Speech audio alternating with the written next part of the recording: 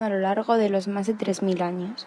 No siempre ha sido igual de visibilizada ni de tolerada, aunque de forma general podemos decir que las relaciones homosexuales eran aceptadas en la intimidad, pero no estaban bien vistas de cara al público. Uno de los principales motivos por los que no estaba bien vista era la imposibilidad de tener descendencia. La fertilidad era un bien muy preciado para los egipcios y los altos índices de mortalidad infantil acrecentaban aún más la importancia de tener descendencia. Vamos a hacer dos distinciones principales, ya que son de las que más datos históricos disponemos: las relaciones homosexuales entre dos hombres y las relaciones homosexuales entre dos mujeres. Empezaremos con las relaciones lésbicas. Cabe destacar la alta censura a la que estaban sometidas, ya que en el antiguo Egipto este tipo de relaciones eran ignoradas o incluso invisibilizadas, llegando a definirse como antinaturales, principalmente porque del fruto de ese tipo de relaciones era imposible la descendencia. El libro de los muertos condena el lesbianismo, sin embargo, se especula que habría sido común en los harenes del faraón. En cuanto a las relaciones homosexuales entre dos hombres, tenemos más información. Existen muchos mitos, leyendas, jeroglíficos y escenas que reflejan esta realidad. A pesar de encontrarnos con muchos miembros fálicos en los jeroglíficos, hemos de decir que no siempre estos tenían connotaciones sexuales. Es importante destacar el término hombre guerrero, que hace referencia a cuando un hombre penetra a otro como signo de superioridad y sometimiento. Vamos a centrarnos en los mitos más famosos que existen. La contienda de Horus y Set. Existen muchas interpretaciones de este texto, aunque todas ellas con connotaciones homosexuales. Este mito nos relata una lucha por el poder y la unificación de Egipto entre Horus, hijo de Osiris, y Set. Set intentó violar a Horus para conseguir el control de Egipto en el periodo predinástico. El escenario de la lucha se traslada a aguas del río Nilo, donde Horus le arranca un ojo a Set y éste le arranca el pene a Horus. La disputa finaliza cuando aparece el dios de la sabiduría Tot para reconciliarles, logrando así la unificación del Alto y Bajo Egipto en torno al 3000 a.C. Existen otras interpretaciones de este mito, como la que cuenta que Set invitó a Horus a su casa. Al caer la noche, los dos duermen sobre el mismo lecho. Cuenta cómo Set introdujo su pene erecto entre los muslos de Horus. Este extrajo el semen de Set y fue corriendo a mostrárselo a su madre Isis. Esta cortó la mano de su hijo que contenía el semen y la dejó caer al Nilo. A continuación, Isis le pidió a Horus que se masturbase y metió el semen de este en una hoja de lechuga que fue ingerida por Set. Cuando los 9 dioses de la Eneada juzgaron la trifulca, Set confesó haber hecho el trabajo de un hombre guerrero en Horus, cosa que éste desmintió y aseguró que había sido al revés, que Horus había hecho el trabajo de un hombre guerrero en Set. La Eneada, para resolver la trifulca, llamó al semen de Set para ver dónde había fecundado, y rápidamente las aguas del Nilo desvelaron que se hallaba allí. Cuando llamaron al semen de Horus, Set vomitó el trozo de lechuga donde se encontraba el semen que anteriormente había sido ingerido sin saber que estaba ahí. Por lo tanto, el veredicto final de la Eneada declaró a Horus como hombre guerrero sobre Set, hecho que para la época suponía una grave humillación pública. La tumba de los dos hermanos o la tumba de Manicuro. Este caso es un poco especial ya que existen diferentes interpretaciones y muy diferentes entre ellas.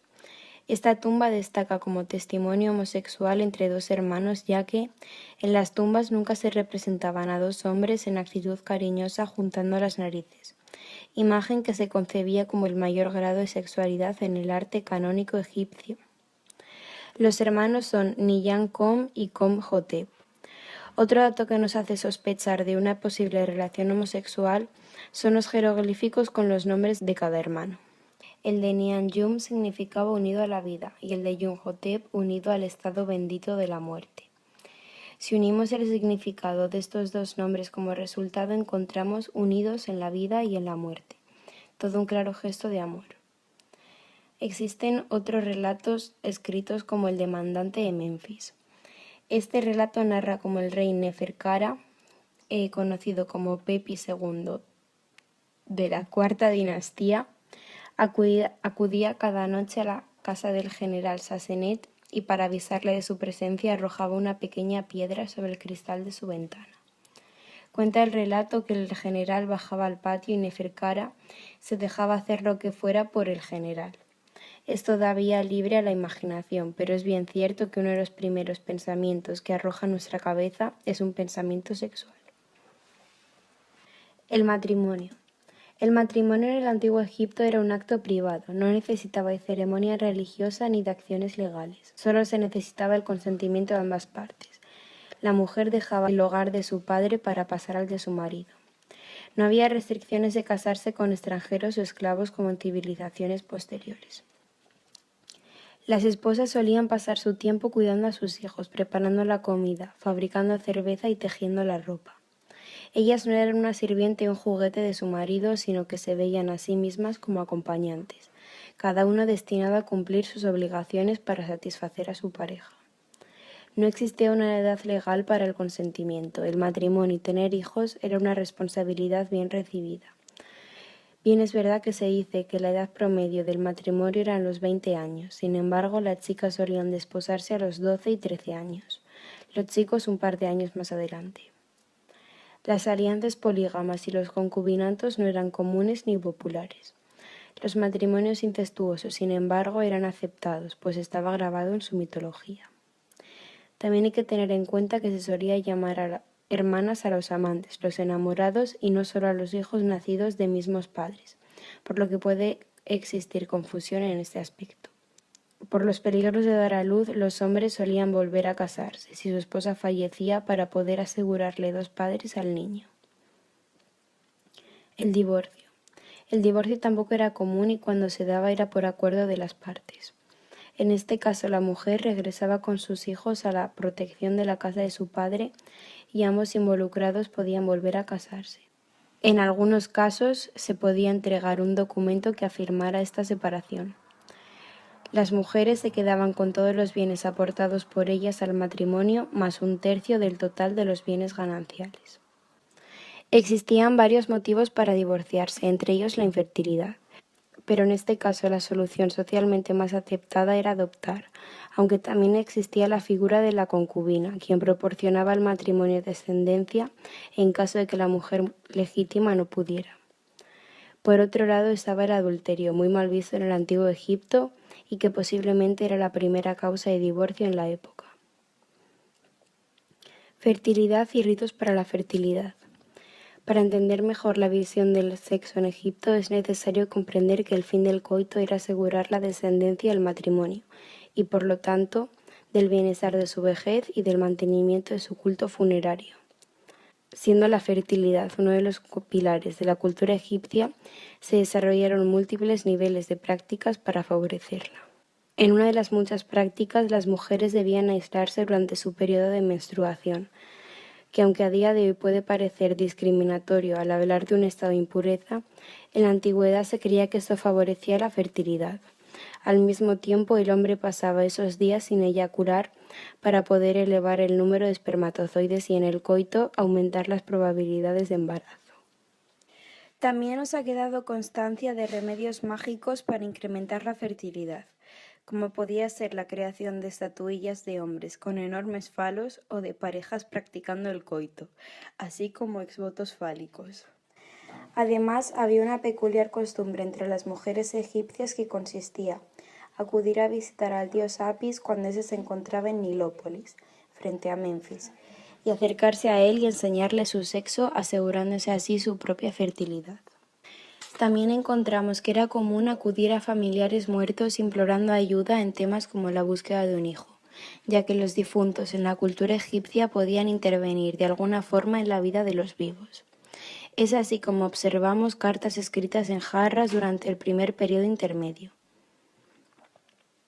Parra Ortiz, un investigador que se ha abocado a este tema, plantea que otra práctica común sucedía a la hora del parto, cuando las mujeres egipcias se dirigían a un patio, un jardín o a una habitación que poseía las características necesarias para la ocasión.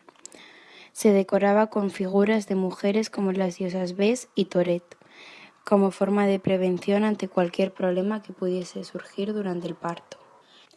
Conocemos también que para proteger al recién nacido y a las mujeres embarazadas de posibles acciones maléficas, se empleaba la magia apotropaica que les proporcionaba una serie de marfiles de hipopótamos tallados. Estos eran partidos de forma longitudinal consiguiendo una parte plana en la que se grababan figuras y en la parte curvada solían aparecer inscripciones. Estos elementos se situaban cerca de aquella persona a la que se quería proteger y se recitaban una serie de palabras mágicas. Esto debía provocar, según las creencias egipcias, la protección de la embarazada. Podemos entonces conocer que a pesar de la existencia, como es normal, de embarazos no deseados e infanticidios, para muchas parejas egipcias el no lograr una descendencia era un motivo de pena constante. La religión en el antiguo Egipto. En la sociedad egipcia el sexo se veía fuertemente influenciado por la religión, más que por el encuentro sexual en sí. La importancia radicaba en las circunstancias en las que se daba el coito.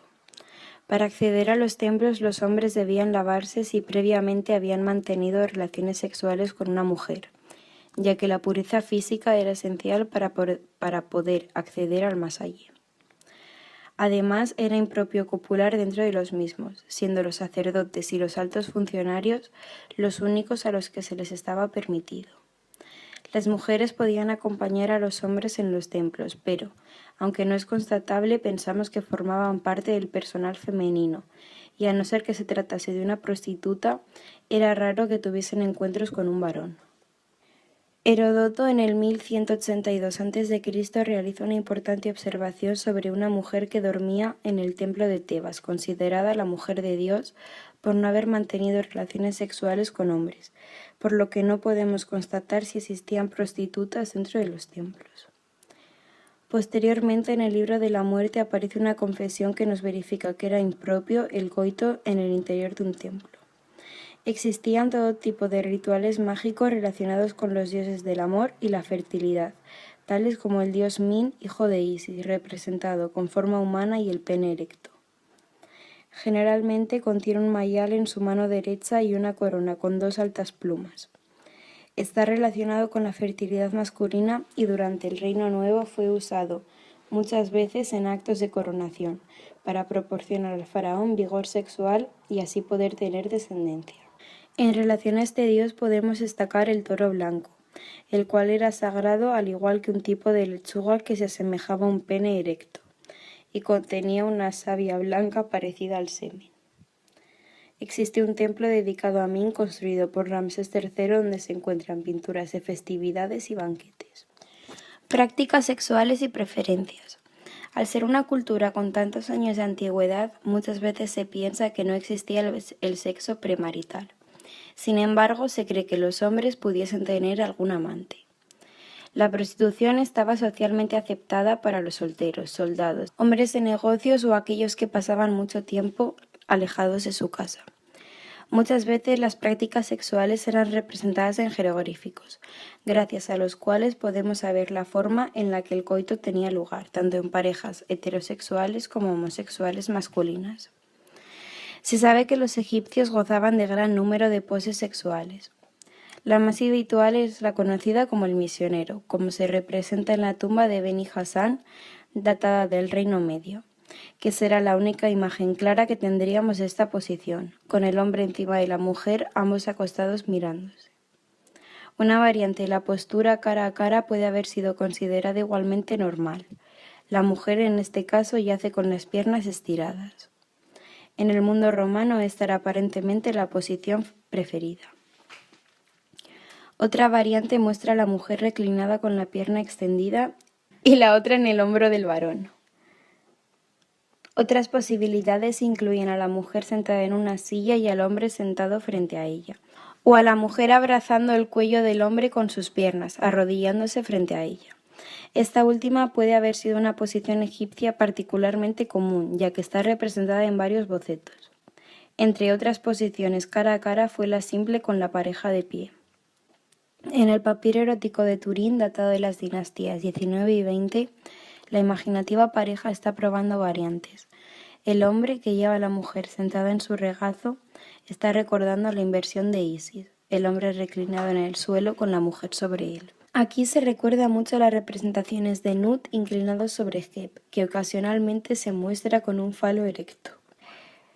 El papiro erótico de Turín ilustra una variante agitada de la posición cara a cara. El hombre del pie tira del cabello de la niña, que parece haber sido atrapada mientras bailaba. Otros ejemplos de relaciones sexuales muestran a la mujer agachada en el suelo o en una cama, inclinándose con la cabeza tocando el suelo. La pareja del papiro de Turín también ofrece una actuación acrobática. La mujer conduce un carro tirado por dos niñas, mientras que el hombre copula con ella. La postura sexual desde atrás también parece haber sido bastante popular en Egipto, a juzgar por el número de representaciones existentes de esta posición. El hombre con mayor frecuencia de pie con la mujer inclinada. Ninguno de estos ejemplos descarta el coito anal, aunque no parece probable, ya que no servía a ningún propósito práctico en lo relativo a sus creencias en torno a la concepción.